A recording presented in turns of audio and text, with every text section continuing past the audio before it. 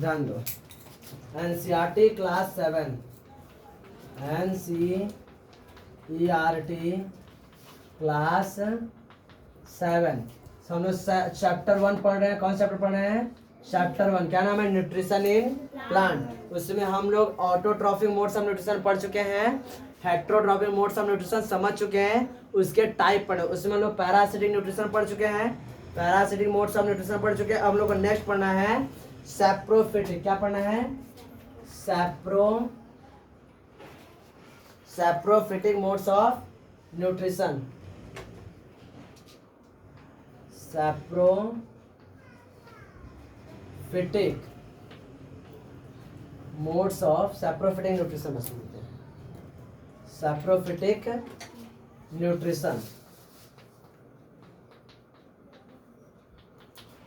ध्यान दो, saprophytic nutrition क्या होता है? देखोगे तुम लोग कभी अब क्या होगा, कहीं तुम लोग ब्रेड या रोटी रख के अगर छोड़ देते होगे तो देखते होगे कुछ दिन बाद उस पर कुछ ना कुछ क्या लग जाते हैं? फंगस लग जाते हैं। रुई टाइप का ऊपर क्या लग जाते हैं? फंगस लगते हैं। ये क्या होते हैं? फंगी होते हैं। क्या होते हैं?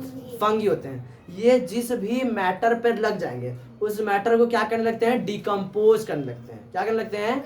डिकम्पोज। और वो जो व्हाइट जो दिखता है ना, वो लिविंग ऑर्गेनिज्म है। वो क्या है? लिविंग ऑर्गेनिज्म है।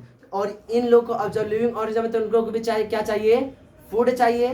भाई लिविंग ऑर्गेनिज्म तो इनको क्या चाहिए? फूड चाहिए। और इनको फूड ये कहाँ से मिल रहा है?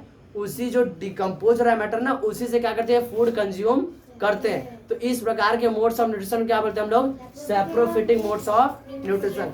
तो क्या बताओगे कि जो तुम ऐसे मटेरियल जैसे क्या कहीं ब्रेड रख दे रहे हो तो कहीं रोटी रख दे रहे हो तो उस पर जो व्हाइट क्या लग जाती है? फफूंद लग जाती है। क्या बोलते हो?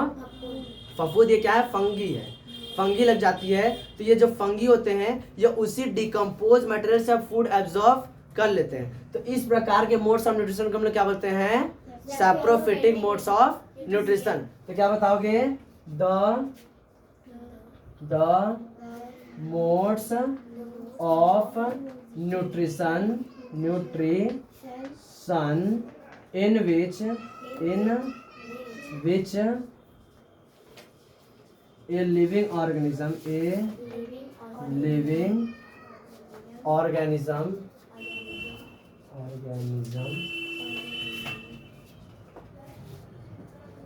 get food from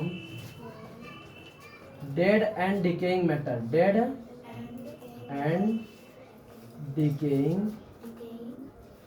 matter is called saprophytic modes of nutrition. Saprophytic nutrition and they are called saprophytes. ठीक, वे क्या कहलाते हैं? सैप्रोफाइट कहते हैं। फॉर एग्जाम्पल में क्या लिखोगे? फंगी। क्या लिखोगे? फंगी। सही है। फॉर एग्जाम्पल क्या लिखोगे? फंगी। बात समझ आ रहा है? लिख लो। देखो, सैप्रोफिटिक मोड्स ऑफ न्यूट्रिशन समझ में आया?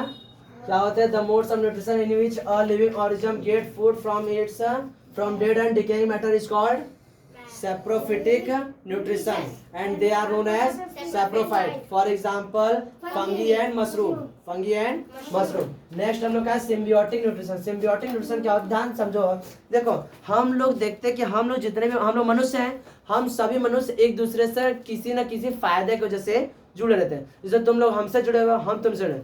तुम्हारा क्या फायदा है कि तुम्हें क्या मिल जाए? ज्ञान मिल जाए। और मेरा क्या फायदा है कि तुमसे हमें क्या मिल जाए? फीस मिल जाए। भाई हर इंसान सबसे किसी न किसी फायदे जुड़ा रहता है और वह एक दूसरे क्या करते हैं? मदद पहुंचाते रहते हैं। सेम इसी तरह बहुत से लिविंग ऑर्गेनिज्म एक साथ रहते हैं और वो एक दूसरे क्या करते हैं?